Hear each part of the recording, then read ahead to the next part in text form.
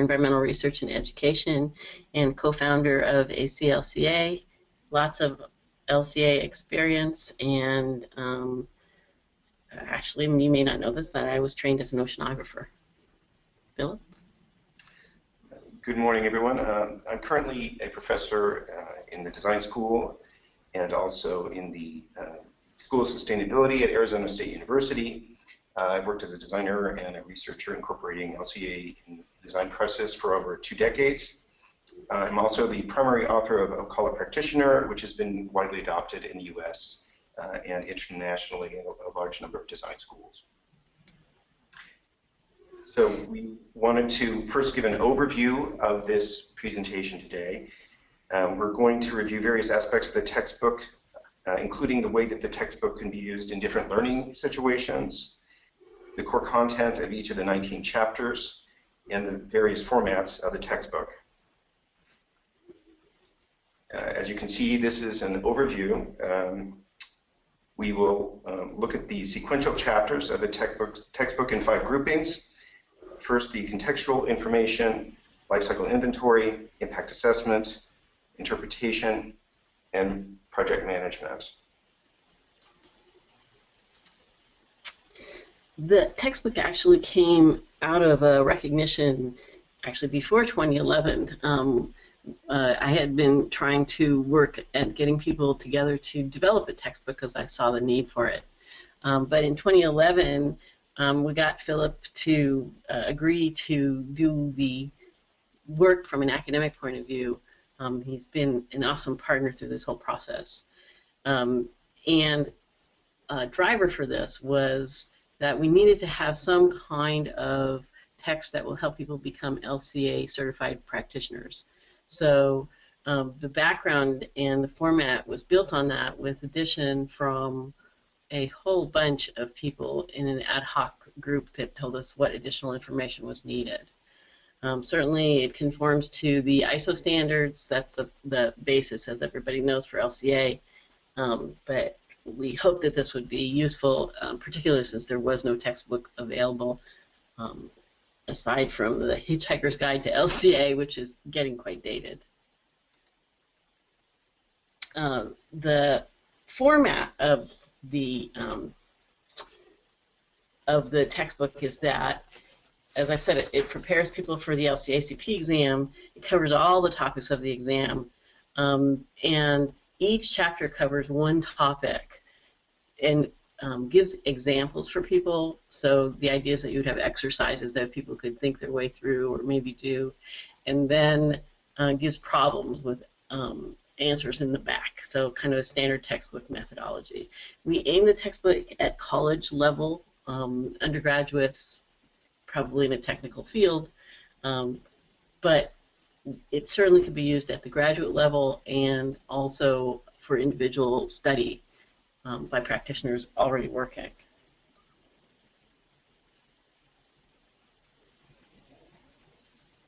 One of the things that we decided early on was that it was important that we would get the world's experts working on this. Life cycle assessment has become such a broad field that there's no longer a situation where we can say one person can write a textbook. It's become very broad.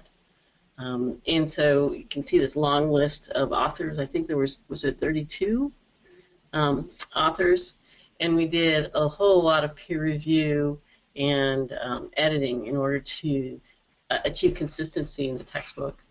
And then finally we got it published in September last year.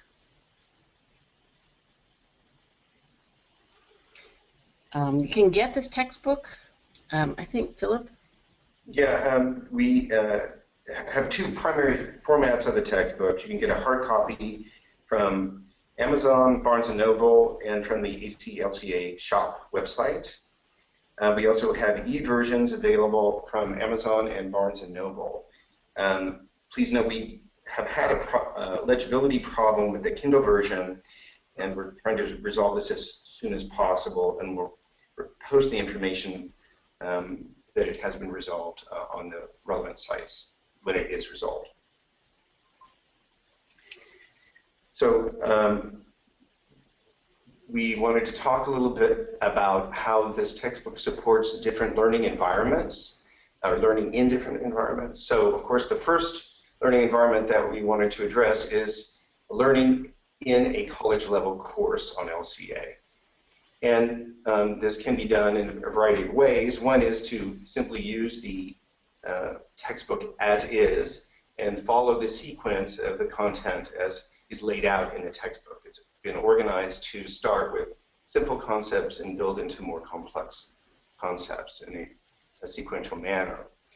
Alternately, the instructor can select whichever chapters and topics they want to address in their course and organize them as they wish.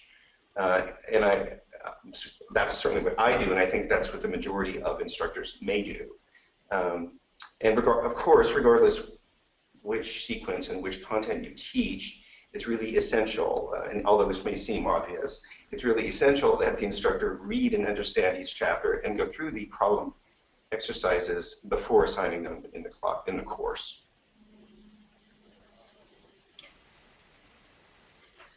I think what I was at, there were so many people who were already working in the LCA field who wanted a copy. And so I do think that the textbook is really useful when you're actually working in the industry or working in a manufacturing company, for example, to answer the questions that are unclear in your mind. It really was, we tried to make the language as accessible as possible.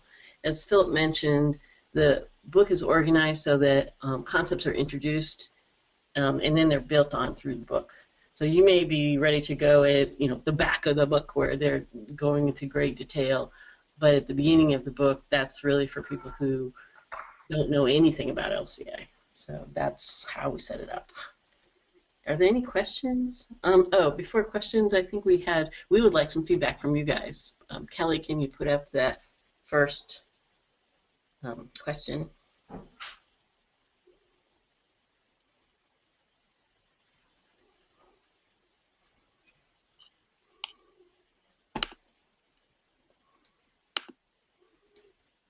Okay, and I think we do have one question with a hand raised. Sharzad, I'll go ahead and unmute you if you wanted to ask your question.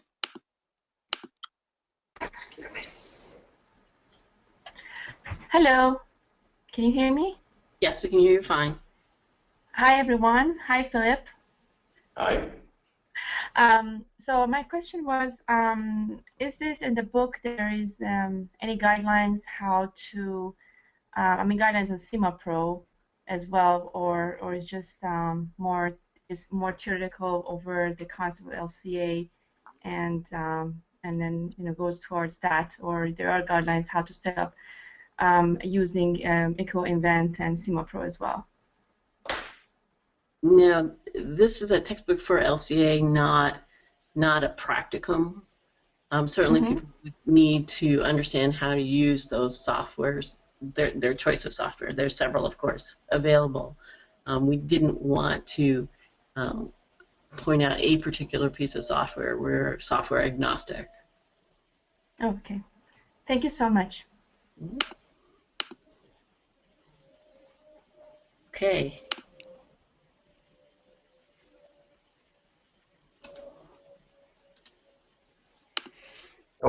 I think we need to cover the other two questions. Am I correct? We had three questions at the beginning. No, just one. And there's one other question. There was a question, will an updated Kindle ebook be available for those who already purchased it? I don't see why not. Usually Amazon, when there's a revision, will send those things out for free to people who have bought them.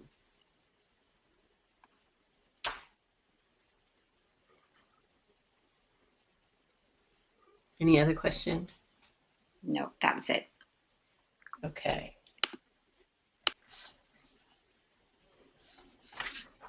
So next we want to start talking about the actual content in the book. We've broken the, maybe go back one frame. Rita? There we go. We've broken the content into 5 groupings, which roughly follow the sequence of information in the book. So there's contextual information, life cycle inventory information, as I've discussed before. So these are the 5 groupings of information that we're talking about. The first group is contextual information, which includes discussion of the framework of LCA, ISO standards, and of course ethics. The first chapter, I co-authored this with Mike Chester. We wrote this both from the perspective of a student who's completely new to LCA practice, and then also to provide a reasonably thorough explanation of related environmental assessment methods for students with a more advanced understanding of environmental science. In this chapter, as in all the chapters, we try to use clear and direct language that is easy to understand. Examples here are synonyms for the term LCA, and of course the basic framework for LCA provided by the ISO standard.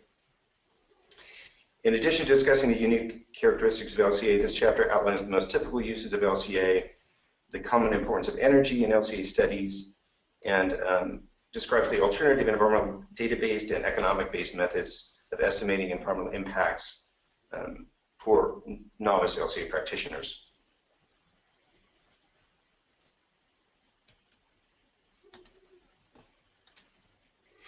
And we were very pleased that Matthias Finkbeiner wrote the chapter on the ISO standards. So you may realize that he is the chair of the ISO committee that writes the standards. So it was really useful, him talking about how the standards came about, what were the critical aspects of it, and certainly ACLCA totally supports the ISO process. So,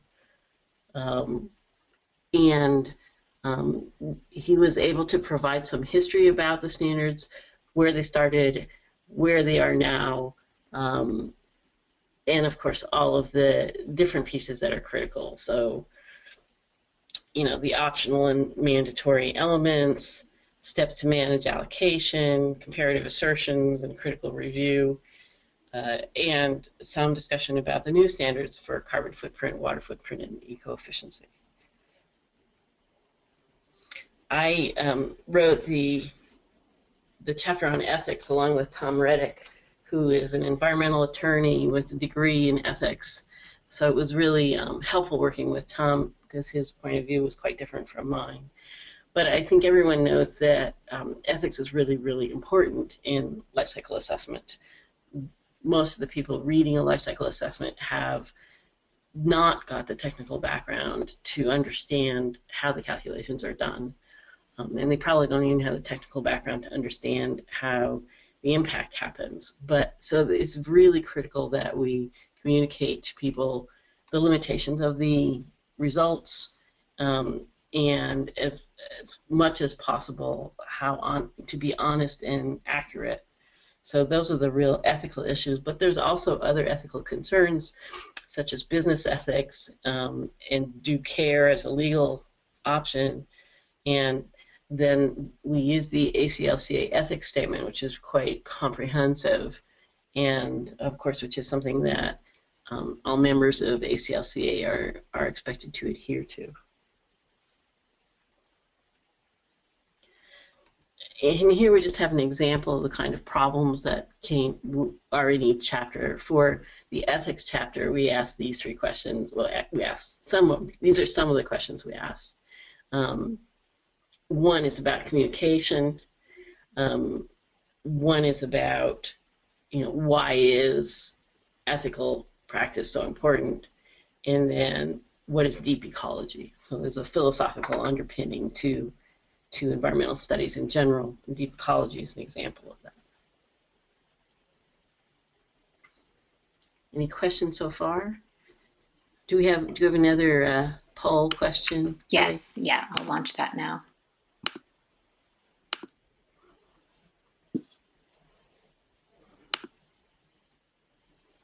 We have a hand raised as well. Let me.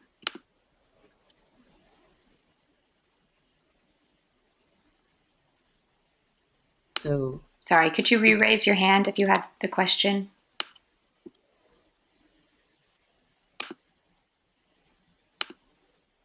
Or type in the question. Dr. George Thompson? Yeah, you use the term deep ecology. That's not a term I'm familiar with. I assume that it has a specific meaning in your application. well, deep ecology is not something we didn't make up anything here. Deep ecology is a philosophical underpinning, which is a respect for the environment as as having ethical value, and the philosophical background for deep ecology goes all the way back to the 1700s. So it's now called deep ecology, but it's really kind of the underpinning of the whole environmental movement. Well, I still don't grasp the difference between ecology and deep ecology. Are you talking about layers of data, or are you talking, when you're talking about philosophical, I'm thinking of impacts of chemicals or products or what have you on different segments of ecological media, species, etc.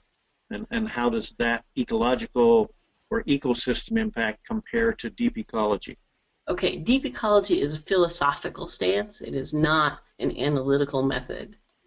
It is a recognition of the value of the ecosphere as of value in and of itself. So the background for all our national parks, for example, was a recognition that nature has value for in and of itself, and that's the underpinning, and that human beings are part of nature, not the other way around. So that is the philosophical underpinning for all environmental issues, really. Yeah, it's in contrast to an economic-based valuation of nature, which says that nature is only valuable in terms of its economic service that it provides to the humans. Thank you.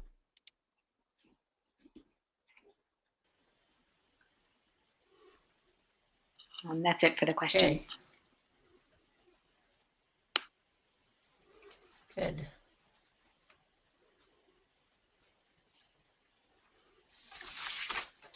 So the next section was talking about life cycle inventory. Oh, did we miss it? Yeah, okay. So, and that include information on unit processes, life cycle inventory methods, data quality, economic input-output LCA, and advanced system modeling. So we kind of grouped together all of the chapters that are about life cycle inventory, starting from the simplest to the most complex.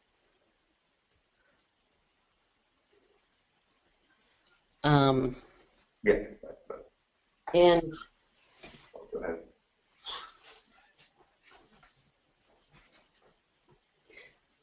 Philip, you want to take this? Okay, sure. Yeah. This second, as Rita mentioned, this second group of chapters addresses life cycle inventory analysis. The unit processes are the most basic unit of LCA, and this chapter is written by two experts in LCI, Professor Kaolian, who leads the LCA research at the University of Michigan, and Beverly Sauer, who directs Franklin Associates in Prairie Village, Kansas, the oldest LCA consulting office in the world. This chapter describes, among other essential concepts, unit process output as a basis for defining unit process data, with examples of mathematical approaches. Overall, the chapter focuses on the importance of detailed and thorough approaches to collecting and reporting unit process data. One of the key concepts of unit process data that I find to be challenged to teach to my students, especially my novice students, is the ability of unit process data to describe both a simple process, such as natural gas extraction, to a much more complex process that combines many simpler unit processes. And an example given here for a more complex unit process is an average value for 1 kilowatt hour of electricity production that combines coal combustion, natural gas combustion, and wind energy.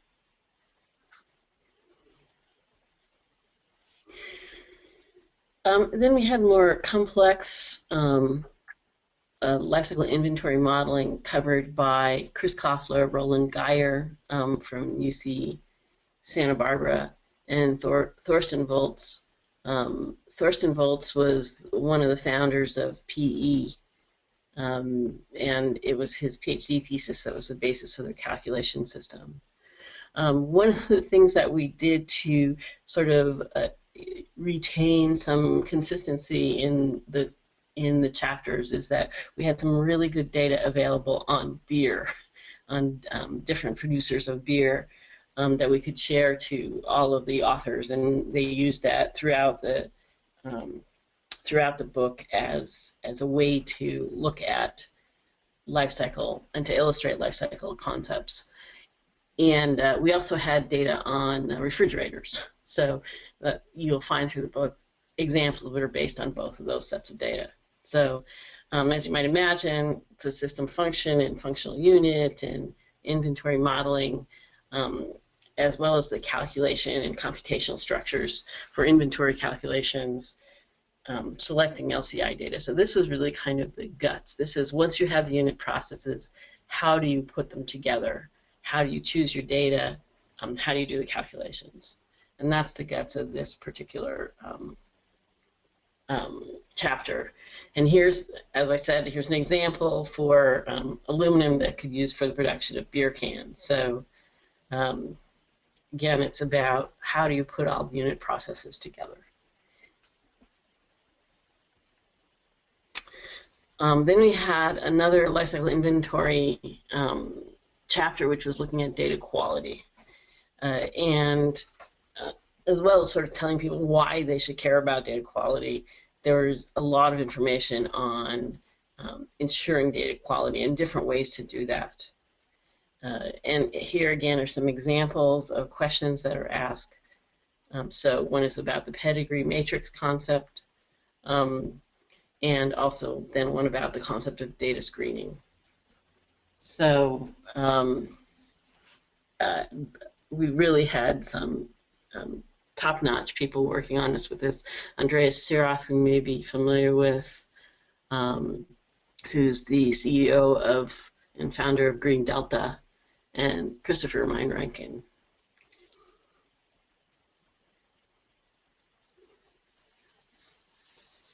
Then Chapter 7 covers go ahead. Okay, yeah, Chapter 7 covers economic input-output LCA, and as most of you probably know, this LCA, a type of LCA, does not rely on process inventory data for individual unit processes, but instead it uses economic data about exchanges among economic sectors in a national economy, combined with estimates of emissions to air and water among these sectors. So here's a diagram that shows typical kinds of mathematical relationship between input-output in a national economy. The chapter also describes various types of economic input-output LCA, including hybrid economic input-output and process LCA, with examples of how these methods are applied.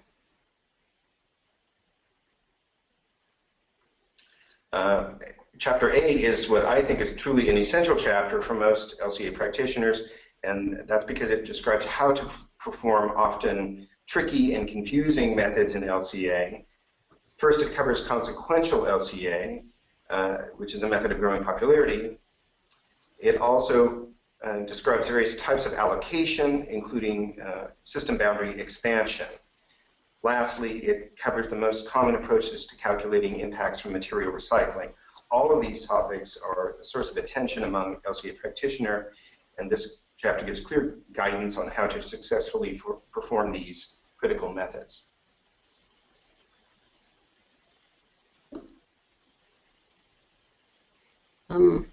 Any questions now?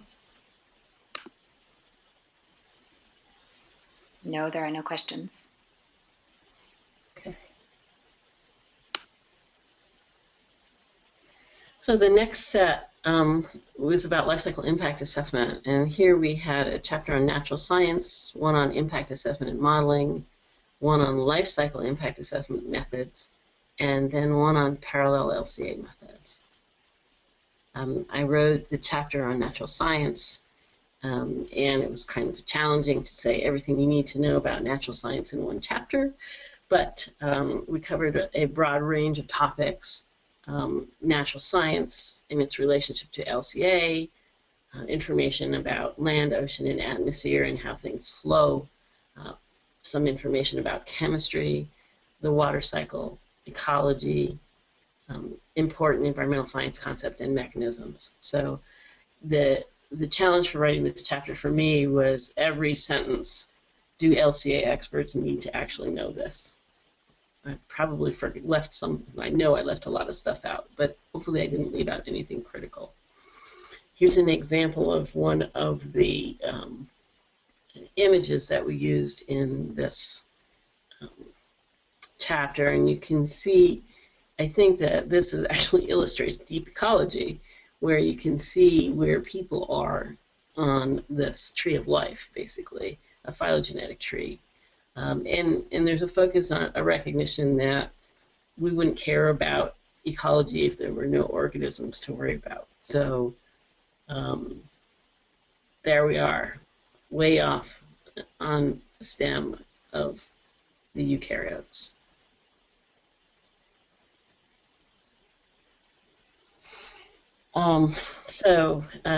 Matthew Eckelman and Andrew Henderson wrote the chapter on impact assessment and modeling.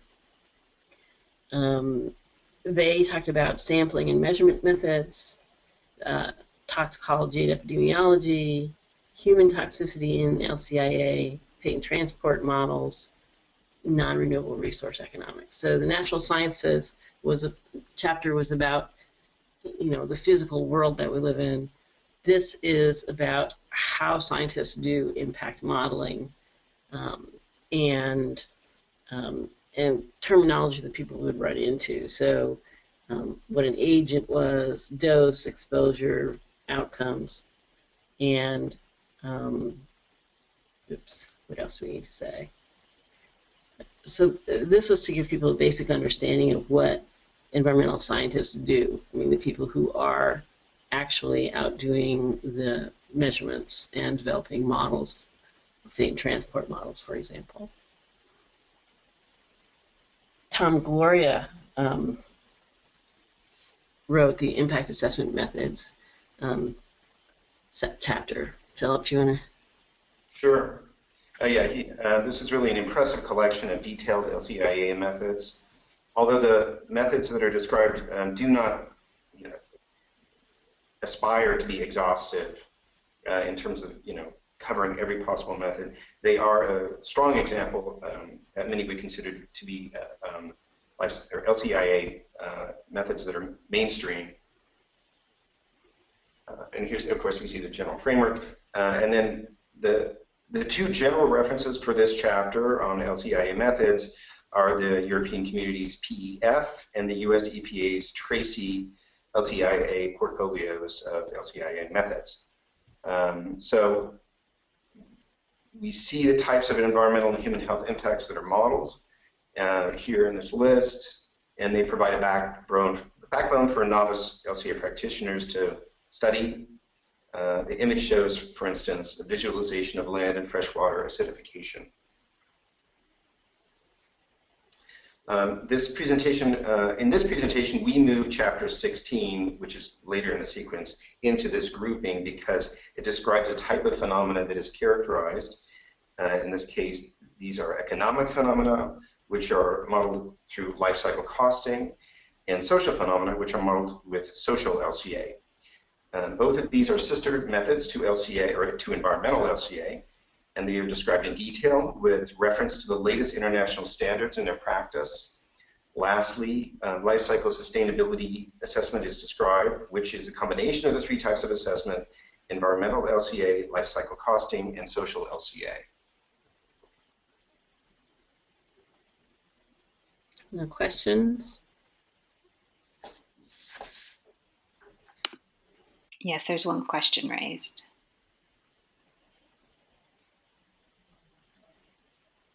Dr. George Thompson, did you have another question? Yeah, I was waiting to be unmuted. Where in the life cycle methods chapter that you just described, the EPA has a system Tracy and EU has the PEF modeling systems. What are the comparative results if you do that life cycle assessment with the two modeling systems? How comparative are they? I've actually done some work on this. Here's what you find is that the hotspots are the same.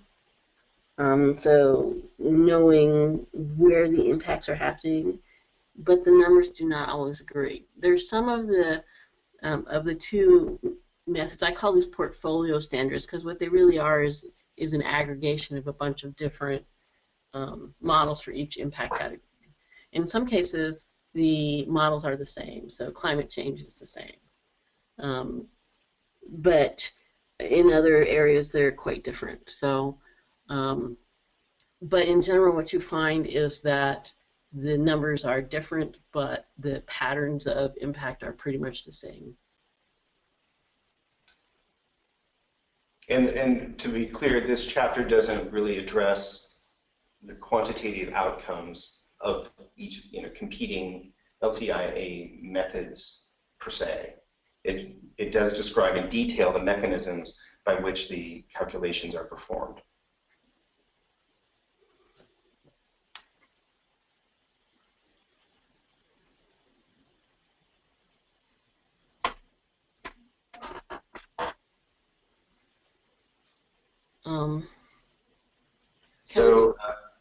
Go ahead. So the next grouping of chapters addresses an overreaching and critical characteristic of LCA, which is interpretation of assessment results. So these include, they just include those chapters. That's fine. We can go to the next slide. Bing, Stain, and I co-authored this chapter, which describes the optional but often applied steps in LCA, which can assist in interpreting LCA results. These calculation steps include grouping, normalization, weighting, damage assessments, and multi-criteria aggregation procedures. These steps are defined by ISO to be optional. They are often applied because without them, it can be difficult to know which competing product system has an overall higher or lower impact. Because these methods are sometimes accused of leading to greenwashing, this chapter clearly describes the conditions under which they should be applied to support an objective outcome. Overall, a transparent description of the reasons why a particular calculation method was used in the interpretation of an LCA are essential to help recipients of the study understand the intent of the study. And here we have an example of 3, for instance, damage assessment methods applied to 2 different types of shoes.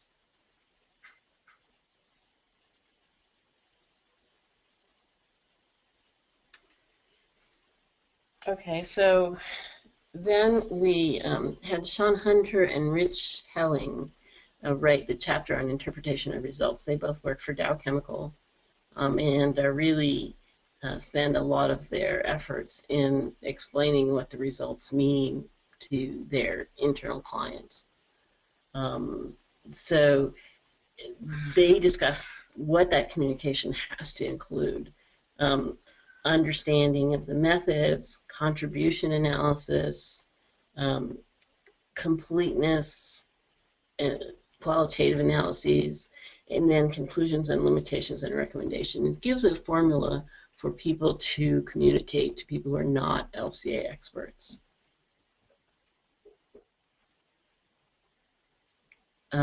They also gave some examples of some comparisons amongst chemical production. So you can see here in these images, first of all, give people the background to try to understand how important interpretation is at each step of the life cycle assessment, but then look at different kinds, in this case, different ways of making adipic acid. to try to choose which is the best one. Not a simple set of calculations to do. And it's, for me, it's really encouraging that somebody like Dow is doing the hard work to make those decisions behind their business decisions.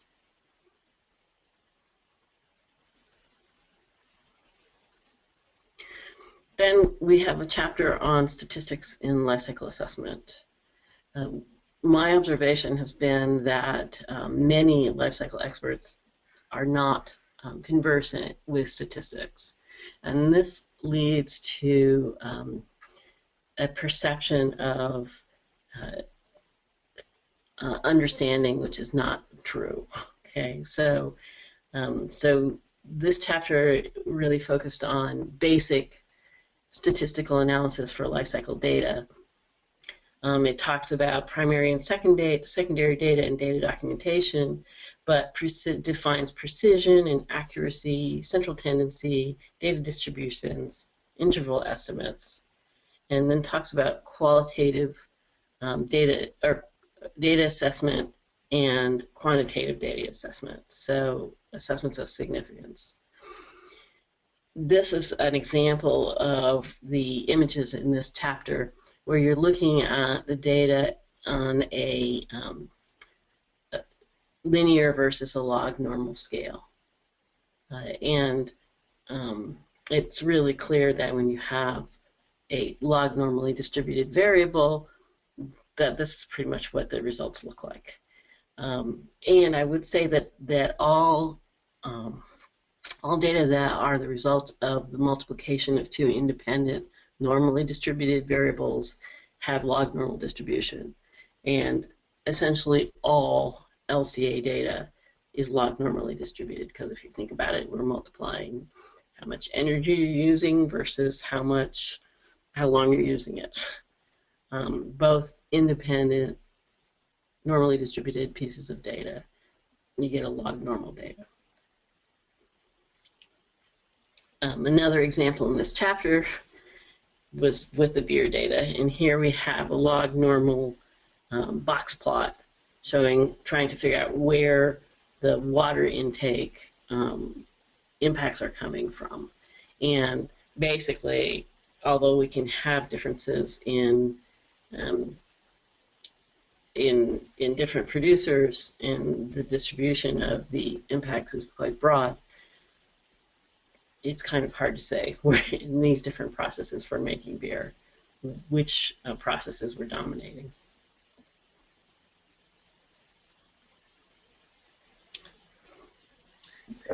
In the next chapter, we discuss two essential topics for LCA practitioners: bias and uncertainty. Bias is the conscious or unconscious establishment of a predetermined outcome of the assessment, whereas uncertainty is the degree of confidence in the completeness and accuracy of the data used in the assessment. So in this chapter, we identify and resolve each of the quantification problems in the LCA process and describe how these can be resolved. And we cover the basic methods that are used for each of these. Are there? Yeah, Anna Nicholson. Okay.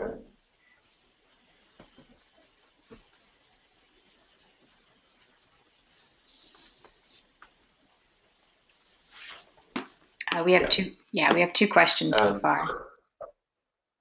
Okay. First one: do you address the problem objectivity and bias in interpretation? I think this was for the previous chapter that Rita was discussing. Well, bias and uncertainty is what's in this chapter. So yeah, there's a discussion of bias here, different sources of bias.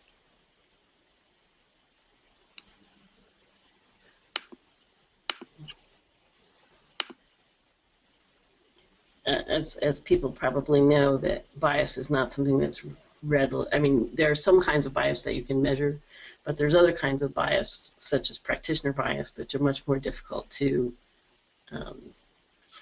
identify. Understand. Yeah. Okay, that answers the question. Thanks. Was there a second question? No, it was a follow-up to the other one. Okay. Oh, wait, hold on. So there's another one that's come through. Do you cover methods like conversion of results to person equivalents to make environmental impact results more comparable? That actually was covered in the previous chapter. So in interpretation and in decision support calculations. So, Philip, you want to talk about that issue? Normalization, basically. The conversion of results from using different LCA methods. Is that the... Conversion of results to person equivalents to make environmental impact results more comparable. Oh, person equivalence. Well, that has to do with the units of measure, and that would be an endpoint methodology. So we do talk about endpoint methods and how those can be established, and what some of the most typical, or some of the more typical endpoint damage assessment methods that are used. So we describe how those damage assessment methods have been established, or how some of them have been established. But of course, if there are new ones that are not discussed, I mean, the ones that are that have been created since the publishing of the book, but the basic approach to damage assessment is described.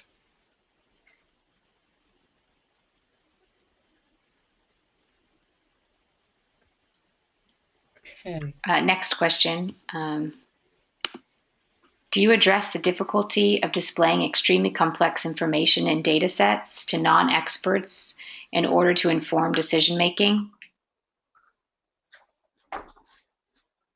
I think that the work that is in this chapter about interpretation of results, it supports that, but also a further chapter specifically addresses those sorts of things. So in this section that we're about to discuss about communication. Yeah. Okay.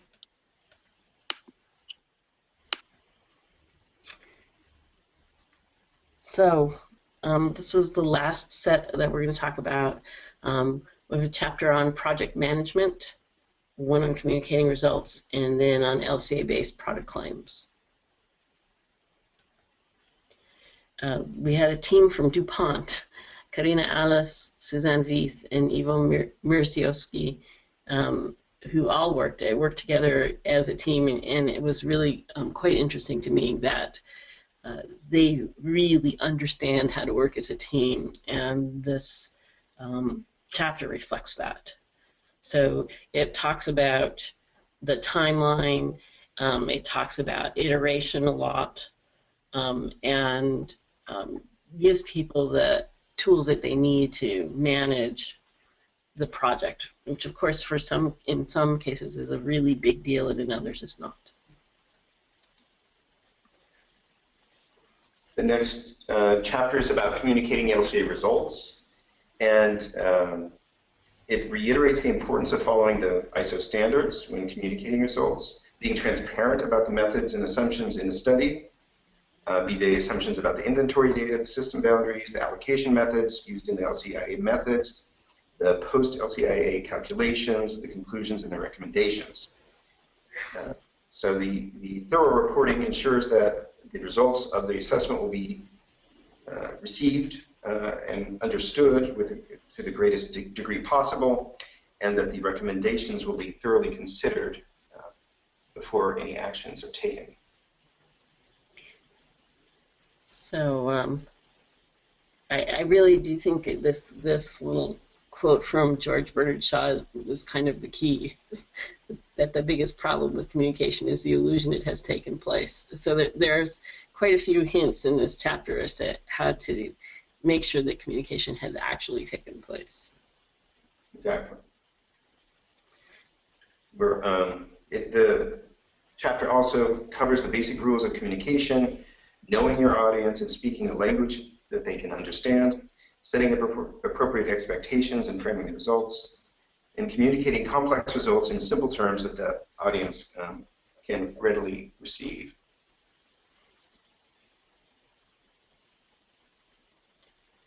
The final chapter here was one written by Wes Ingwerson at the US EPA, and he talks about the different kinds of product claims, essentially eco-labels. So single attribute claims and multiple attribute claims, particularly type 3 eco-labels or environmental product declarations. Laying out the characteristics of each of them and how LCA fits into that. And then we're back to beer again. Here's an example of an environmental product declaration for beer. And of course, the caveat that it's really important that they be developed and presented clearly.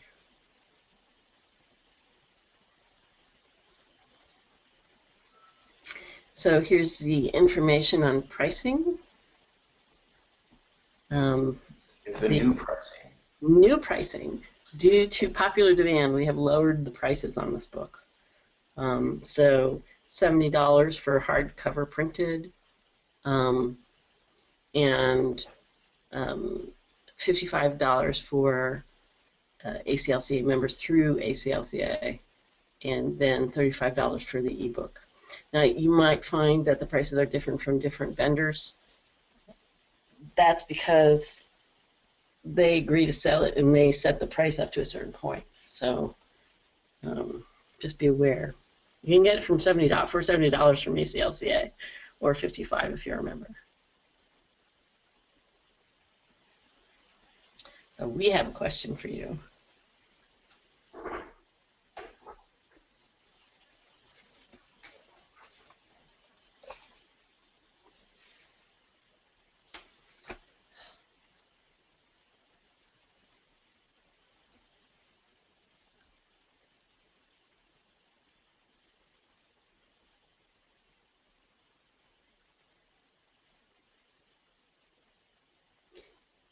Are there any final questions from people?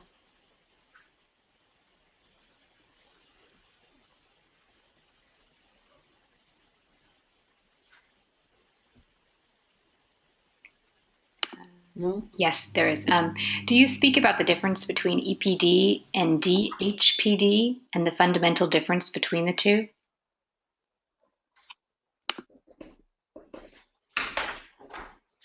The difference between the two systems. Between HPD and EPD? Yes. Actually, HPD is not covered in this chapter because it's not a life cycle method.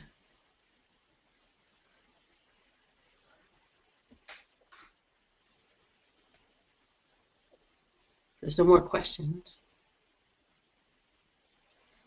Thank you, everyone, for being here. Thank you so much, everyone. If anybody has any questions. Sorry, there was a few hand raised. As if I could unmute them. Good. Yeah. Okay. William, Jermaine.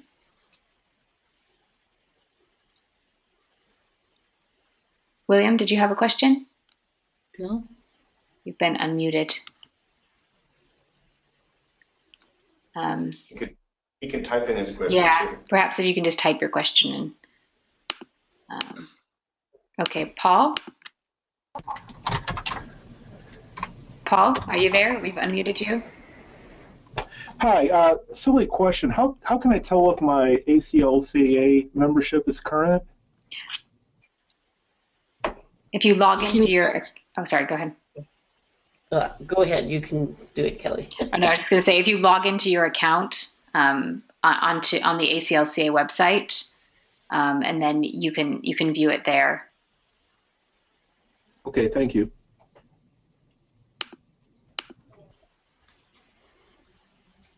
Any other question? Yes, hold on. Will the context of the textbook cover all topics for the LCA certification exam? Yes. That's one of the intents of the textbook. Yeah, the textbook covers everything in the exam and some other stuff.